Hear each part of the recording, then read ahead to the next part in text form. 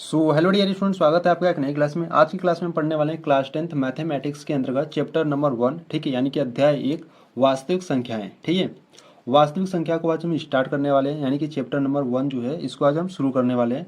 तो ध्यान से समझना क्या होती है वास्तविक संख्याएं। ठीक है, देखो अगर हम बात करें, ये आपका न्यू एनसीईआरटी है, ठीक है, 2024 और 25 के लिए।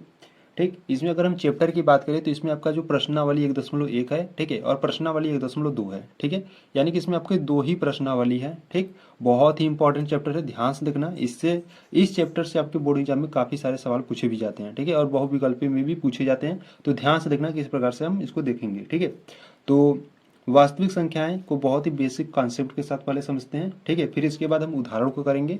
उदाहरण करने के बाद अगली वीडियो में हम इसको प्रश्नावली को भी हल करेंगे।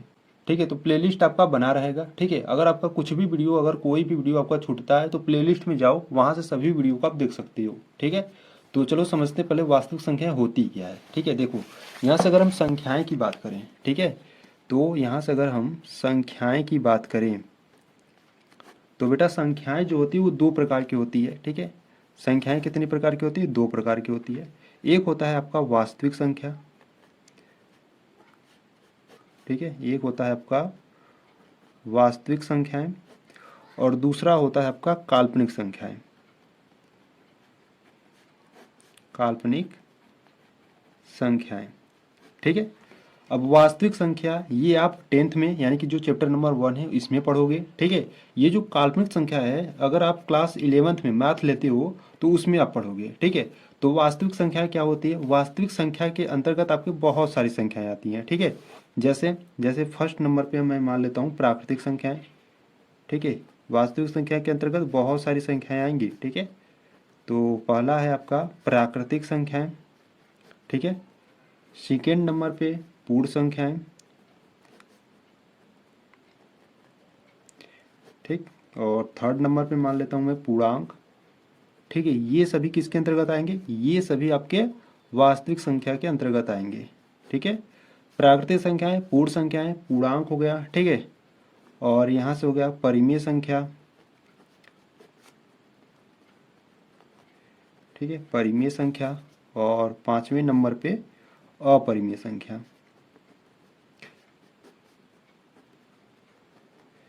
ठीक है, अपरिमेय संख्याएं। ठीक है, ये सभी जो संख्याएं हैं, प्राकृतिक संख्या, पूर्ण संख्या, पूर्णांक संख्याएं और परिमेय संख्याएं, अपरिमेय संख्या, ये सभी संख्याएं किसके अंतर्गत आएंगी? वास्तविक संख्या। ठीक है, जिसे इंग्लिश में रियल नंबर कहती हो। देखो ये प्राकृतिक संख्या क्या होती है? पूर्ण, पूर्णांक, परिमेय, अपरिमेय, ये सब मैं एक रिवीजन के तौर पे मैं बता देता हूँ। ठीक है, क्या होती है ये सब संख्याएं। ठीक है, देखो यहाँ से अगर बात करूँ प्राकृतिक संख्या की, तो प्राकृतिक संख्या आपकी क्या होती है? एग्जाम्पल की बात करें तो जो एक से लेकर, ठीक है, जो एक से लेकर इन्फिनाइट तक जाते हैं उन्हें क्या कहते हो? प्राकृतिक संख्या। ठीक है, जिसे इंग्लिश में नेचुरल नंबर कहते हो। ठीक है, अगर पूर्ण संख्या की बात करें, ठीक है, पूर्ण संख्या में क्या होता है? Zero plus natural number. ठीक है, यानी कि जीरो होता है और नेचुरल यानी कि प्राकृतिक संख्या है। ठीक है, यानी कि कहने का मतलब ये है कि इसमें जीरो के साथ आपका प्राकृतिक संख्या होगा, यानी कि जीरो से स्टार्ट होगा। ठीक है, और कहाँ तक जाएगा? इन्फिनाइट तक जाएगा। ठीक, पूर्णांक की बात करें, पूर्णांक देख लो, पूर्णांक में आपका क्या आता है? माइनस इन्फिनाइट से। ठीक है, पूर्णांक में माइनस इन्फिनाइट से लेकर, ठीक है, यहाँ से -2, -1, 0, 1, 2 dot dot dot plus infinite तक जाता है। ठीक है, पूर्णांक में क्या होता है? माइनस इन्फिनाइट से लेकर प्लस इन्फिनाइट तक होता है। ठीक है, वही अगर हम परिमेय संख्या की बात करें तो परिमेय संख्या जिसे आप अंश बटे हर यानी कि P बटे Q के रूप में लिखते हो, जहां Q का मान जीरो नहीं होना चाहिए। ठीक है, यानी कि जो हर का मान है वो जीरो नहीं होना चाहिए। ठीक है, अच्छा ये जो P और Q है ये सब क्या है? P और ये जो Q है ये सब आपके पूर्णांक है। ठीक है, और परिमेय संख्या किस प्रकार समझ सकते हो? जिसका HCF 1 होता है वो भी एक क्या होता है? परिमेय संख्या होता है। ठीक है, और देखो यहाँ पर अपरिमेय संख्या क्या होता है? अपरिमेय संख्या की बात करें तो अंडर रूट में आपका अभाज्य संख्या आ जाए, जैसे अंडर रूट में 2, अंडर रूट में 3, अंडर रूट में 5। ठीक है, ये सभी क्या है? अपरिमेय संख्या है। ठीक है, या आप कह सकते हो कि अंडर रूट में क्या आ जाए? अभाज्य संख्याएं आ जाए। ठीक है, अंडर रूट में कौन सी संख्या आ जाए? अभाज्य संख्याएं, तो वे क्या होती है? अपरिमेय संख्याएं होती है। ठीक है, तो संख्याएं आपकी दो प्रकार की होती है, एक होती है वास्तविक संख्या, दूसरा होता है काल्पनिक संख्या, ठीक है। तो वास्तविक संख्या के अंतर्गत ये सभी संख्याएं आती है जिसको आप समझ लिए, ठीक है। अब काल्पनिक संख्या आपको क्लास 11th में पढ़ना है, ठीक है। तो काल्पनिक संख्या के अंतर्गत आपका जैसे अंडर रूट में माइनस का 2 आ गया, अंडर रूट में माइनस का 3 आ गया, ठीक है। तो ये सभी क्या है, ये सभी काल्पनिक संख्या है जिसे आप इमेजिनरी नंबर कहते हो, ठीक है। तो ये आप क्लास 11th में पढ़ोगे अगर आप मैथ लेते हो तो बहुत ही शानदार ये चैप्टर है, काल्पनिक संख्या है, ठीक है। बहुत ही मस्त चैप्टर है, ठीक है। तो अगर आप मैथ लोगे तो उसमें बहुत ही अच्छे तरीके से समझोगे, ठीक है। ये आपका कुछ बेसिक कॉन्सेप्ट रहा, ठीक। अब इसके बाद चलो उदाहरण को देखते हैं, फिर उसके बाद हम प्रश्नावली को भी देखेंगे, ठीक है। देखो यहाँ से अगर हम बात करें उदाहरण की, ठीक है, इसमें अगर हम उदाहरण की बात करें, ठीक है, तो देखो पहले हम क्या करेंगे, पहले हम उदाहरण को देखेंगे, फिर इसके बाद हम प्रश्नावली के भी सवाल को भी हल करेंगे, ठीक है। तो देखो उदाहरण नंबर फर्स्ट की बात करें तो उदाहरण नंबर फर्स्ट देखिए क्या करा है कि संख्याओं 4 के घाते n पर विचार कीजिए जहां n क्या है, प्राकृतिक संख्या है। जांच कीजिए कि क्या n का कोई ऐसा मान है जिसके लिए 4 के घाते n अंक शून्य पर समाप्त हो जाता है, ठीक है। यानी कि इसके कहने का मतलब यह है कि ये आपको एक संख्या दिया है 4 के घाते n, ठीक है। ये आपको जांच करना है कि जो 4 के घाते n है अंक शून्य पर समाप्त हो जाता है कि नहीं, ठीक है। ये आपको जांच करना है। तो देखो 4 के घाते जो n है वो शून्य पर कब समाप्त होगा, ठीक। तो यहाँ से अगर हम बात करें एग्जाम्पल नंबर फर्स्ट की, ठीक है, एग्जाम्पल फर्स्ट की बात करें तो देखो ये जो आपको दिया है संख्या 4 के घाते n, ये n क्या है, n आपका एक प्राकृतिक संख्या है, ठीक है। ये प्रश्न में आपसे कहा है n क्या है, आपका एक प्राकृतिक संख्या है, ठीक है। तो ये जो 4 के घाते n है वो 0 पर समाप्त कब होगा, ठीक है। ये आपसे पूछ रहा है कि क्या ये 0 पर समाप्त हो सकता है। तो देखो ये 0 पर कब समाप्त होगा, जब इसका किसी भी संख्या का जब अभाज्य गुणनखंड करते हो, ठीक है। जब किसी भी संख्या का अभाज्य गुणनखंड करते हो उसमें 2 और 5 आएगा तभी वो क्या 0 पर समाप्त होगा, ठीक है। जैसे मान लो जैसे ये जो 10 है, ये जो इसका इकाई अंक है वो 0 पर क्या है, समाप्त है, ठीक है। तो ये 10 है उसमें 2 और 5 आएगा, ठीक है। इसका क्या करो, अभाज्य गुणनखंड करो, देखो 2 से काटोगे 5 आएगा, फिर 5 से काटोगे 1 आएगा, ठीक है। यानी कि आप 10 को लिख सकते हो 2 गुणे 5, देखो इसमें 2 और 5 है, ठीक है। इसी प्रकार से मान लो 40 ले लो, ठीक है।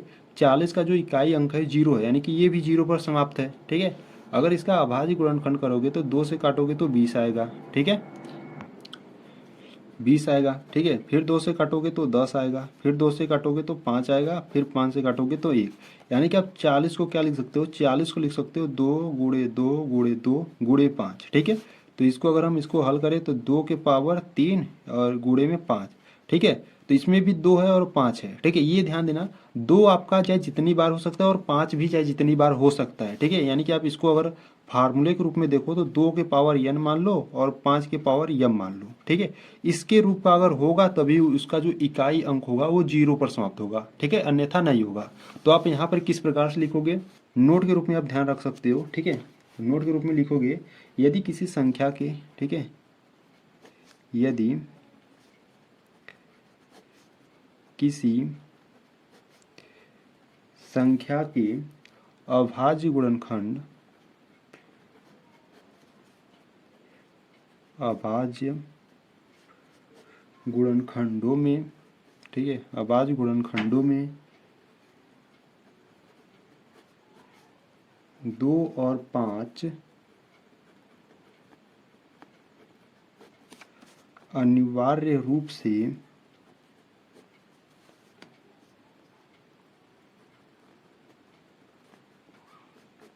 उपस्थित हो तो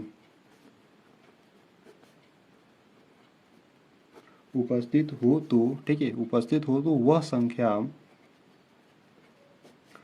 0 पर समाप्त, ठीक है, वह संख्या 0 पर समाप्त होगी, ठीक है।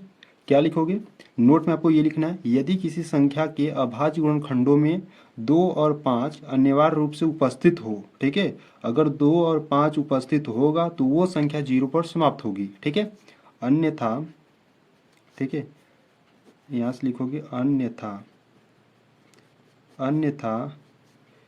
0 पर समाप्त नहीं होगी। ठीक है, ये आपको लिखना है।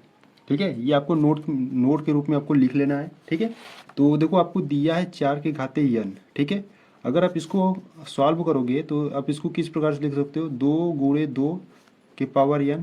ठीक है, n को क्या करो, दोनों में बांट दो। ठीक है, 2 के पावर n इंटू 2 के पावर n। ठीक है, तो इसमें देखो 2 है पर 5 है नहीं। ठीक है, तो यहाँ से आप इस प्रकार से लिखोगे कि संख्याएं, ठीक है, संख्याओं 4 के घाते यानी कि 4 के घाते n के अभाज्य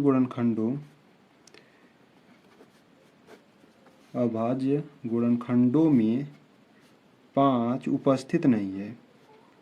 ठीक है, इसमें बस सिर्फ क्या है, 2 है, 5 है नहीं। ठीक है, तो यहाँ से लिखोगे 5 उपस्थित नहीं है। ठीक,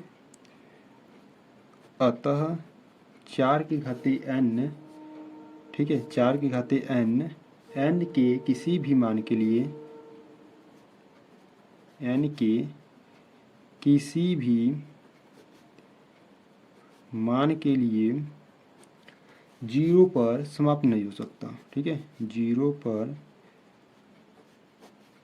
समाप्त नहीं होगा। ठीक है, तो इस प्रकार से आप लिखोगे। ठीक है, तो जो आपका जो एग्जाम्पल यानी कि उदाहरण नंबर 1 था वो आपका कंप्लीट हुआ। ठीक है, अगर कुछ भी डाउट है तो वीडियो को थोड़ा सा बैक करो या फिर से एक बार देख लो। ठीक है, समझ में आ जाएगा।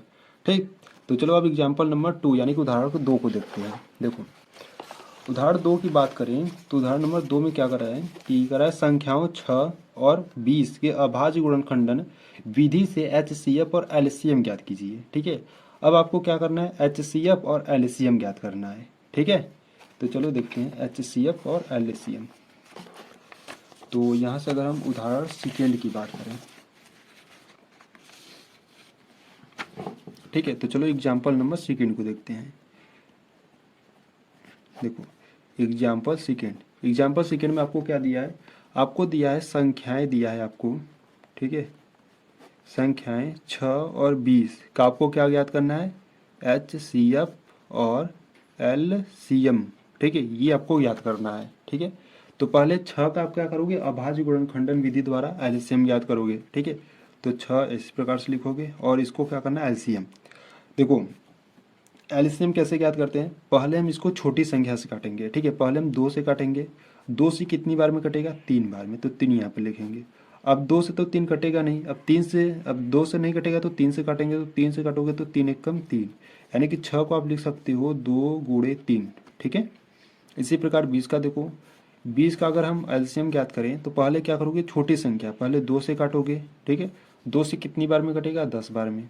ठीक, अब फिर 2 से देखो फिर कटेगा तो फिर काटेंगे। ठीक है, तो 2 से काटोगे तो कितनी बार में कटेगा, 5 बार में। ठीक है, अब 2 से काट लिए, 3 से तो कटेगा नहीं 5, 4 से कटेगा नहीं कटेगा, 5 से काटो, 5 से काटोगे तो 5 एकम 5, यानी कि आप 20 को क्या लिख सकते हो, 20 को आप लिख सकते हो 2 गुणे 2 गुणे 5। ठीक है, अब आपको क्या करना है, एलसीएम और एचसीएफ ज्ञात करना है। ठीक है, तो पहले हम क्या करते हैं, एचसीएफ ज्ञात करते हैं। देखो इसका अभाज्य गुणनखंडन विधि द्वारा इस प्रकार से एलसीएम ज्ञात कर लिए। ठीक है, अब एचसीएफ कैसे ज्ञात करोगे, देखो इसमें और इसमें जो कॉमन होगा वही आपका एचसीएफ होगा। ठीक है, देखो इसमें आपका 2 है, इसमें भी 2 है, तो ये आपका 2 क्या है, उभयनिष्ठ है, यानी कि कॉमन है। ठीक है, तो ये आपका एचसीएफ हो जाएगा 2। ठीक है, और कोई कॉमन है नहीं।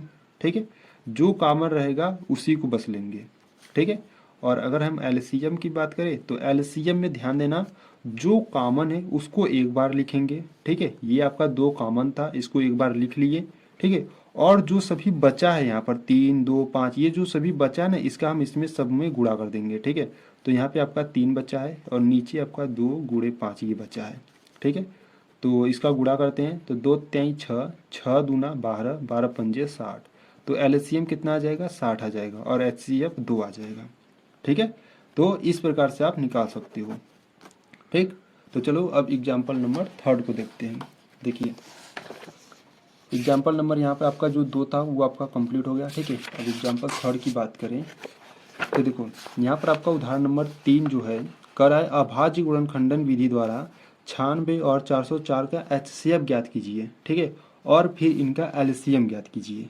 ठीक है, तो HCF और LCM आपको ज्ञात करना है। ठीक, तो यहाँ से हम देखने वाले हैं एग्जाम्पल नंबर 3, ठीक है,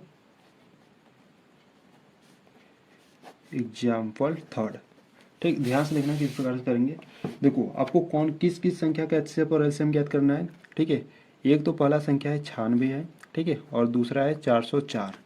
ठीक, तो यहाँ से पहले हम 96 का करते हैं। ठीक है, तो पहले क्या करोगे, पहले 2 से काटोगे, 2 से काटोगे, देखो 2 से काटोगे तो कितनी बार में कटेगा, देखो इस प्रकार से काटो, 2 चौके कितना हो गया 8, यहाँ पर कितना बचा 1 बचा। ठीक है, तो इसके आगे जाएगा तो ये हो जाएगा 16। ठीक है, तो 2 चौके 8। ठीक है, फिर 2 से काटोगे तो कितनी बार में कटेगा, 2 दूना 4 और 2 चौके 8। ठीक है, फिर 2 से काटो, 2 एक कम 2, 2 दूना 4। ठीक है, फिर 2 से कटेगा, फिर 2 से काटो, 2 छक्के 12, फिर 2 से कटेगा, 2 त्याई 6, अब 3 से काट दो, 3 एक कम 3।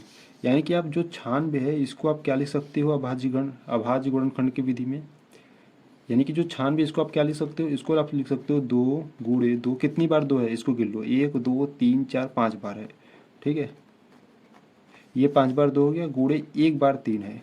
ठीक, 96 को आप इस प्रकार से लिख सकते हो। ठीक है, और दूसरा संख्या क्या है, दूसरा संख्या है 404। ठीक है, इसको भी काटो, देखो 2 से कटा है, 2 से काटोगे तो 2 दूना 4, 0 है, 2 दूना 4, 2 से काटो, 2 एक कम 2, 0, 2 एक कम 2। ठीक है, अब 101 किससे कटेगा, 2 से कट गया। ठीक है, अब 3 से काटो, कटेगा नहीं कटेगा, 4 से नहीं कटेगा, 5 से नहीं कटेगा, ये जो 101 है ये 101 ही से कटेगा। ठीक है, तो 101 एक कम 101। ठीक है, यानी कि आप 404 को क्या लिख सकते हो, लिख सकते हो इसको 2 गुणे 2 गुणे 101।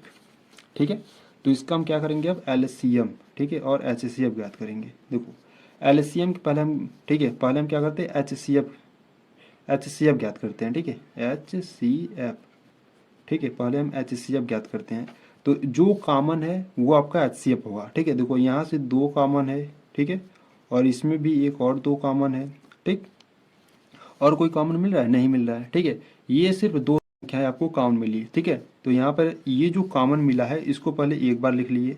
ठीक है, ये फिर दूसरा जो कॉमन है इसमें से भी एक बार लिख लो। ठीक है, दोनों का गुणा कर दो, 4 आ गया। ठीक है, तो इसका HCF कितना आ गया, 4 आ गया। ठीक है, LCM की बात करें तो देखो LCM कैसे ज्ञात करेंगे, जो कॉमन है उसको तो लोगे।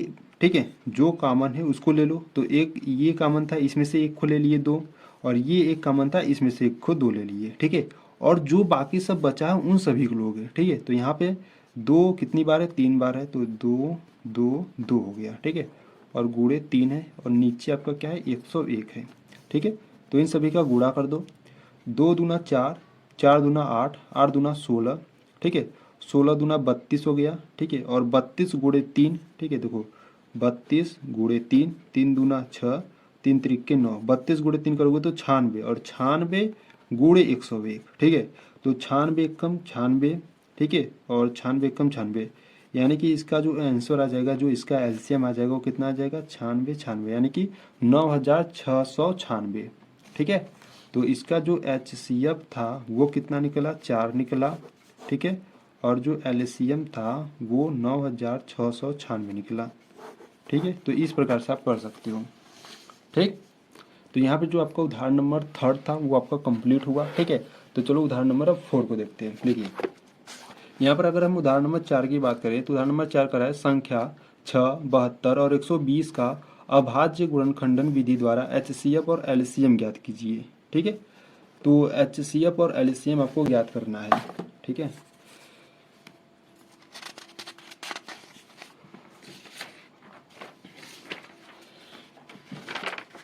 ठीक है, तो यहाँ से अगर हम एग्जाम्पल, ठीक है, यहाँ से एग्जाम्पल हम 4 को हल करने वाले हैं। ठीक है, देखो संख्याएं आपको क्या क्या दिया है, पहले इसको लिख लेते हैं। एक को आपको 6 दिया है, और दूसरा 72 दिया है, और 120 दिया है। ठीक है, अभाज्य गुणनखंडन विधि द्वारा इसका आपको HCF और LCM ज्ञात करना है। ठीक है, तो पहले 6 का करेंगे। ठीक है, तो इसको 2 से काटेंगे तो 3 आ जाएगा, 3 से काटेंगे तो 1, यानी कि आप 6 को लिख सकते हो, 2 गुणे 3 लिख सकते हो। ठीक है, इसी प्रकार से 72 का देखेंगे। ठीक है, तो पहले हम 2 से काटेंगे तो कितनी बार में, देखो 2 त्याई 6। ठीक है, 2 त्याई 6, एक बच्चा। ठीक है, 2 छक्के 12, ठीक है। फिर 2 से काटोगे तो 18 दूना 36 होता है, 2 से काटोगे तो 9, ठीक है। फिर 2 से तो कटेगा नहीं, 3 से काटेंगे तो 3 त्रिक का 9, फिर 3 से काटेंगे तो 1, ठीक है। और क्या दिया है आपको, 120 दिया है। तो इसको काटते देखो, 2 से काटोगे तो कितना आ जाएगा, 2 छक्के 12, जीरो उतार दो, 2 से काटोगे तो 30 आ जाएगा, 2 से काटोगे तो 15, ठीक है। फिर 2 से कटेगा नहीं, ठीक है, तो 3 से काटो, 3 पच्चे 15, और 3 से फिर नहीं कटेगा, 5, 5 से कटेगा तो 5 एकम 5, ठीक है। 6 को आप ये लिख सकते हो, 72 को क्या लिख सकते हो, 72 को आप लिख सकते हो 2 गुणे 2 गुणे 2 गुणे 3 गुणे, ठीक है, बस 2 तीन बार ना, ठीक है। तो और यहाँ पर कितना है, 120 है, तो 120 को आप कितनी बार लिख सकते हो, 2 गुणे 2 गुणे 2, और यहाँ से 3 गुणे 5, ठीक है। तो अब यहाँ से आपको HCF और LCM ज्ञात करना है, ठीक है। तो HCF आपको यहाँ से पहले ज्ञात करो। देखो, जो कॉमन है, तीनों में जो कॉमन है वही आपका क्या निकलेगा, HCF निकलेगा, ठीक है। तो अगर हम तीनों में अगर हम बात करें, देखो इसमें जो 2 है, इसमें भी 2, इसमें भी 2, ये आपका कॉमन है, ठीक है। अगर हम देखो बात करें, इसमें भी 3 है, इसमें भी 3 है, इसमें भी 3 है, यानी कि ये 3 भी आपका क्या है, कॉमन है ना, यानी कि उभयनिष्ठ है। तो इसमें से आपको क्या निकला, 2 निकला, ठीक है, और इसमें से आपका 3 निकला, गुणा करोगे तो 6 आ जाएगा, ठीक है। यानी कि जो इसका HCF है वो कितना है, 6 है, ठीक है। चलो LCM की बात करते हैं। तो देखो LCM में जो कॉमन है उससे पहले लिख लो, ठीक है। यानी कि देखो ये आपका 2 कॉमन था और ये 3 कॉमन था, ठीक है। और बाकी सब जो बचा है उसको आपको किस प्रकार से लिखना है, अगर 3 संख्याएं दी रहेंगी तब। देखो अब इन दोनों में अगर देखो जो कॉमन है, ठीक है, ये आपका 2 कॉमन है, ठीक है, इसमें भी एक और 2 कॉमन है, ठीक है। तो इनको क्या करोगे ना, एक बार लिखोगे सिर्फ, ठीक है, ठीक है। इसमें जो 2 कॉमन आपको मिल रहा है इनको सिर्फ आपको एक बार लिखना है, यानी कि इसमें से 2 एक बार लिखोगे, ठीक है, और इसमें से भी 2 को एक बार लिखोगे, ठीक है। और यहाँ पे 3 बच रहा है तो गुणे 3 लिख दो, और यहाँ पर 5 बच रहा है, ठीक है। तो इन सभी का क्या करो, आपस में गुणा कर दो। देखो 2 3 6, 6 दूना 12, 12 दूना 24, ठीक है, और 24 और यहाँ पर 5 15, मतलब कि आपको 24 गुणे 15 कर देना है, ठीक है। 5 चौका 20, ठीक है, 2 हाथ में आया, 5 दूना 10 2 12, और 24 एक कम 24, ठीक है। जोड़ दो, 0 4 2 6 और 2 1 3, 360, ठीक है। यानी कि जो इसका LCM है वो कितना आ गया, 360 आ गया, ठीक है। तो इस प्रकार से आपको HCF और LCM ज्ञात करना है, ठीक है। बस आपको ये ध्यान देना है, अगर आपको 3 संख्याएं में अगर LCM ज्ञात करना है, ठीक है, तो 2 देखो इसमें 72 और 120 में भी 2 2 आपको कॉमन मिल रहा है, ठीक है। तो इसमें से भी आपको सिर्फ एक ही बार लेना है, ठीक है। इसमें से 2 को एक बार लिए और इसमें से भी 2 को एक बार ले लिए, और यहाँ पर आपका एक 3 बच रहा था और यहाँ पर 5, तो यहाँ पर 3 5 हो गया, ठीक है। इन सभी का आपस में गुणा कर दिए तो कितना आ गया, 360, यानी कि जो इसका LCM है वो 360 आ गया, ठीक है। तो यहाँ पर जो आपका एग्जाम्पल था, ठीक है, वो आपका कंप्लीट हुआ, ठीक। अगली वीडियो से हम इस प्रश्नावली जो 1.1 है इसको हम हल कर लेंगे, ठीक है। ठीक है, तो आपको वीडियो कैसा लगा ये आपको कमेंट में जरूर बताना है, ठीक है। तो चलो मिलते हैं नेक्स्ट वीडियो में, तब तक के लिए जय हिंद जय भारत।